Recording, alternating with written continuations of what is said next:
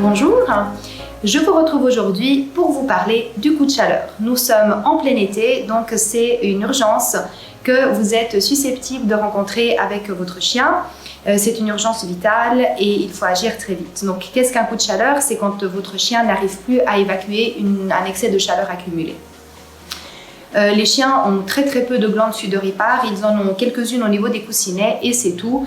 Tout le reste se passe via la respiration.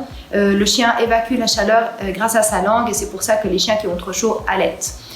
Comment reconnaître un coup de chaleur? Eh bien justement, ça va être justement des chiens qui sont déjà chauds au toucher, des chiens qui halètent bien plus que d'habitude, qui ont ce qu'on appelle une tachypnée, une fréquence respiratoire qui est augmentée. Les couleurs des muqueuses peuvent être altérées aussi, de rosée elles peuvent devenir congestes et puis voire même bleutées. Ceci est lié au manque d'oxygène. Et on peut aussi avoir un animal qui dans un premier temps est extrêmement agité, qui va tourner en rond, ne plus savoir où se mettre, se coucher, se relever et puis très vite va devenir complètement apathique, prostré, ne plus répondre aux stimuli, on peut même avoir des convulsions et je répète, c'est une maladie mortelle, on a malheureusement un chien sur deux qui ne survit pas au coup de chaleur.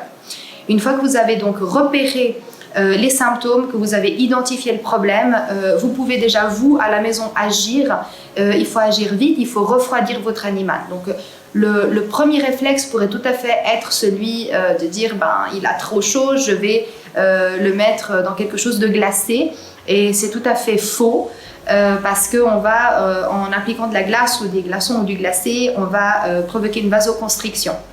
Donc on va à l'encontre de ce qu'on veut. En appliquant de la glace, on va freiner la diffusion et l'évacuation de la chaleur alors qu'on veut justement l'accélérer. Donc on va privilégier plutôt des linges qui vont être rafraîchis avec de l'eau fraîche, jamais glacée, et puis qu'on peut mettre sur le dos et sur le ventre de l'animal. Insister avec ce mouillé frais au niveau des zones qui sont sans poils. Donc le ventre, les coussinets, le pavillon des oreilles. Et puis en ayant peut-être deux linges, vous pouvez les alterner comme ça parce que vous allez voir, ils vont se réchauffer très vite. Vous faites ça pendant quelques minutes et si le gabarit de votre animal le permet, on peut tout à fait imaginer de l'immerger dans une bassine ou dans une baignoire avec un petit peu d'eau fraîche, entre tiède et fraîche. De nouveau, on évite tout ce qui est trop froid. Et puis vous le laissez comme ça un moment justement pour essayer de faire baisser un peu la température. Bien évidemment, vous lui proposez à boire. Et puis si vous avez à la maison une petite ventilation, vous pouvez tout à fait imaginer de l'utiliser pour apporter un peu de fraîcheur, un peu de confort à votre animal. Quoi qu'il en soit, que vous arriviez à faire baisser la température de votre animal ou pas, il faut le montrer à un vétérinaire. Il faut le faire très vite car on peut avoir des compensations au niveau interne qui ne sont pas forcément visibles à l'œil nu. Donc le vétérinaire va très vite prendre en charge votre animal, le perfuser, éventuellement lui proposer une oxygénothérapie et puis une prise de sang suivant l'état dans lequel arrive l'animal pour contrôler justement les fonctions vitales.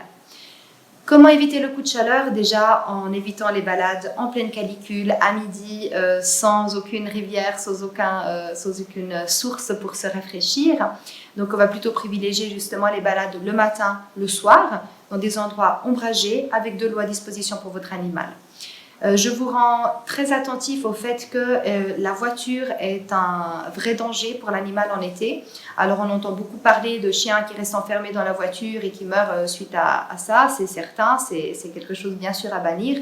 Mais on ne parle peut-être pas assez de chiens qui voyagent avec leur maître dans une voiture climatisée, dans le coffre, et qui, dans cette situation-là, justement, vont avoir un coup de chaleur. Parce qu'il faut savoir que dans le coffre, il y a un petit microclimat qui se crée et la climatisation ne refroidit pas l'arrière de la voiture comme il refroidit le devant. Donc souvent, on a des chiens qui arrivent en urgence suite à un voyage en voiture qui certes était climatisé, mais la température n'était pas suffisamment fraîche pour l'animal qui était à l'arrière. Nous avons encore des chiens qui sont prédisposés au coup de chaleur, donc déjà tout ce qui est chien brachycéphale, donc tous les molosses, les bulldogs français, bulldogs anglais, les boxers, etc. C'est tous ces chiens qui déjà en temps normal peinent à respirer normalement. C'est clair que quand il fait chaud, c'est un problème qui va s'accentuer. Ensuite, les chiots, qui sont des petits bougillons par définition, on peine beaucoup à les garder tranquilles et du coup, ils ont tendance à accumuler pas mal de chaleur. Et en été, c'est clair que ça va s'exacerber. Et puis les chiens âgés qui, de par leur âge, sont un petit peu diminués et ont tendance à décompenser facilement en été quand il fait justement très très chaud. Donc il faut avoir une attention toute particulière pour ces sujets-là. Mais d'une façon générale, je répète que c'est une urgence vitale. Il faut agir très vite. Donc vous refroidissez votre chien avec des sources d'eau fraîches, jamais froides. Vous l'amenez chez son vétérinaire et puis surtout, essayez de les garder le plus possible au frais. Voilà, je vous dis à tout bientôt. Au revoir.